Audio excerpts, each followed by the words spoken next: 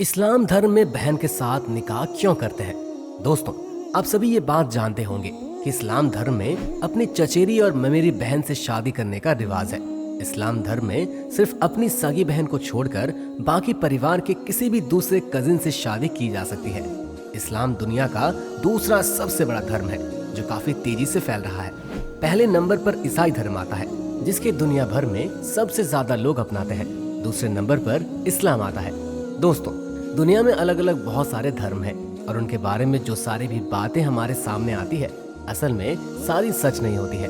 आज की इस वीडियो में हम बात करेंगे इस्लाम धर्म में होने वाली अपनी बहन से शादी के बारे में। चलिए शुरू करते हैं आज की इस वीडियो को।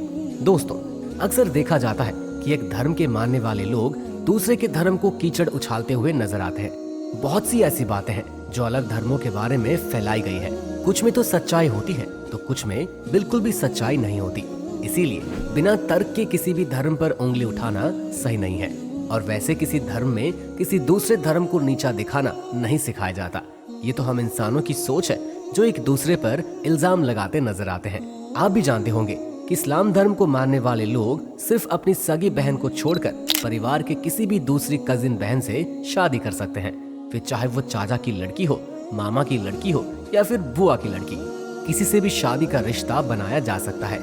दूसरे धर्म के लोग इसे सही नजरिए से नहीं देखते क्योंकि दूसरे धर्मों में बहन को बहन के रूप में देखा जाता है, पत्नी के रूप में नहीं।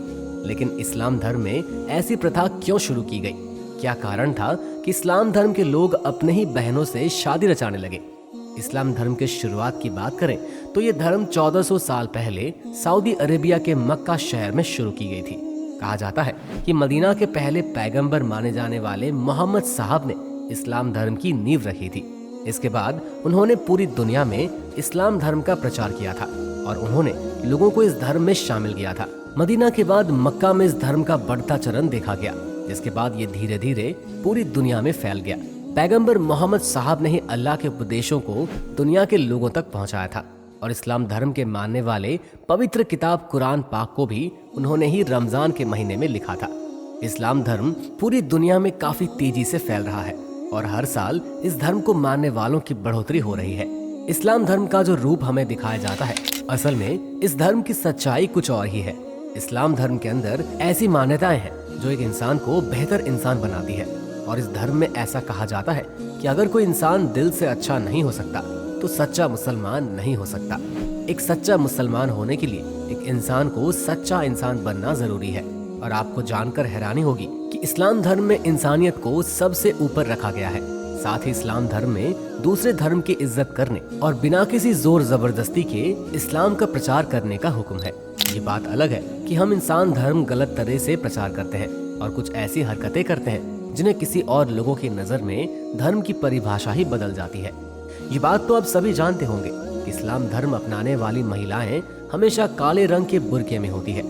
इस्लाम धर्म को मानने वाली महिलाओं की यही वेशभूषा होती है और जो इन्हें अपनानी होती है इसे नकाब भी कहा जाता है। लेकिन आपको जानकर हैरानी होगी कि इस्लाम की किसी भी किताब में ऐसा नहीं लिखा है कि औरतों को काले रंग का लिबास ही पहनना पड़ेगा।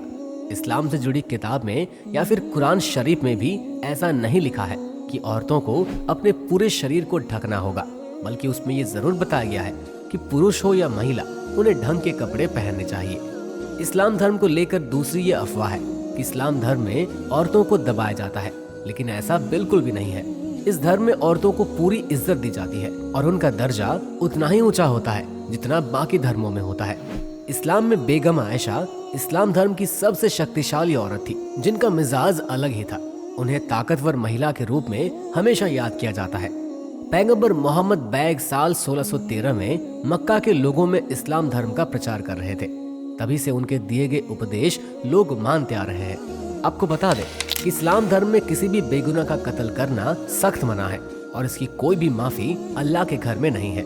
एक मुसलमान के लिए 5 वक्त का नमाज जरूरी बताई गई है। चाहे लड़का हो या लड़की, उन्हें हर रोज 5 वक्त की नमाज जरूर अदा करनी चाहिए।